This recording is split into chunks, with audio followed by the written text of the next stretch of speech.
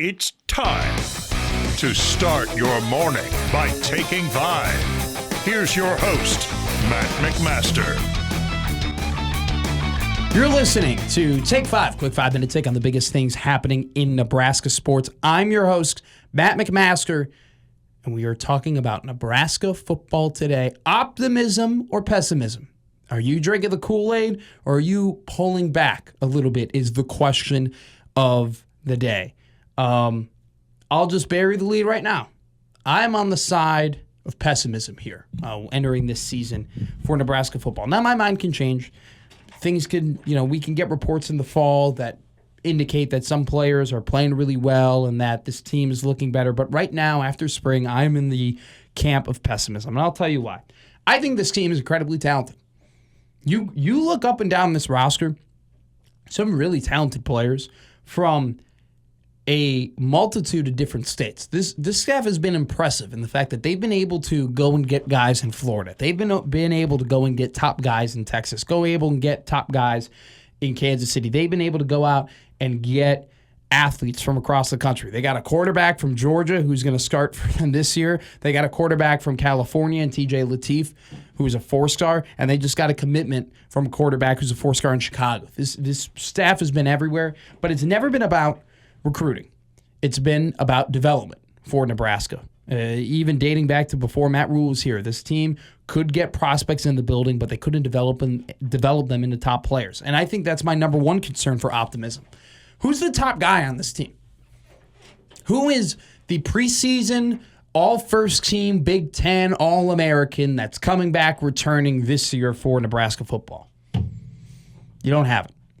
Somebody needs to step up. And I think there are guys that I look at, Willis McGahee, Vincent Shavers, Donovan Jones. Those are some young guys. I think that, we've heard a lot of good things about Deshaun McCullough, Dylan Raiola, Emmett Johnson. Like, you can go down the list of there are guys who have the ability to maybe make that climb into that area of player, but there's not one on this team. And the fact that there isn't one on this team and there is no guarantee in player development that there will be one on this team makes me pessimistic for this season.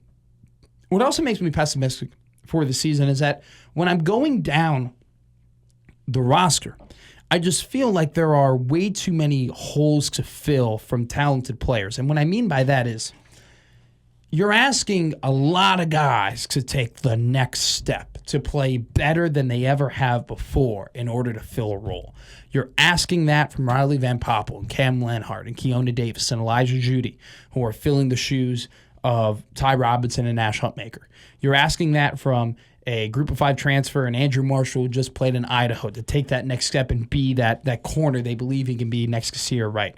You're asking Dylan Raiola a lot to take that next big step to fully establish himself as not just a slightly above average quarterback in the Big Ten, but a guy that we can see the 5-star talent and see the ability to be a first-round NFL draft pick, which is the hope from him.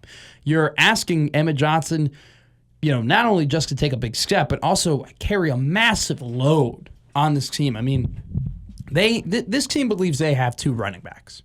They wanted 3, and that's why they went after Marty Brown, and they couldn't get him. And so they have 2. And I think that with the implementation of the running backs in the passing game, Emmett Johnson is going to be used a lot. And I really hope, for wear and tear's sake, he can get through it, because once you get past Quinn and Ives on this roster, I have my worries about the running back depth. I have my worries if Dylan Raiola goes down with an injury. I mean, that's cause for pessimism. The lack of depth in those 2 rooms, the lack of production in the interior defensive line, the fact that there isn't a superstar on this team. Now, I do have some optimism in terms of, other spot. I think wide receiver's super deep. I'm excited for that. I think the pass game has the ability to be electric. I think that Heinrich Harburg has been a really good addition to the tight end room. At the same time, Luke Lindenmeyer is a guy. He's a dog, and he's someone that they're going to use regularly. I think the offensive line is the deepest it's been since Donovan Raiola has taken over as the offensive line coach. I think that the DBs, despite the fact that they're lacking a star there, they definitely have a great mix of veteran talent and young talent. But at the end of the day, it's just there's a lot of shoes to fill. And I think that there's no doubt in my mind that we're going to have guys that we're not regularly talking about this season that are going to come on and they're going to end up being massive contributors and guys that we can look forward to in the future.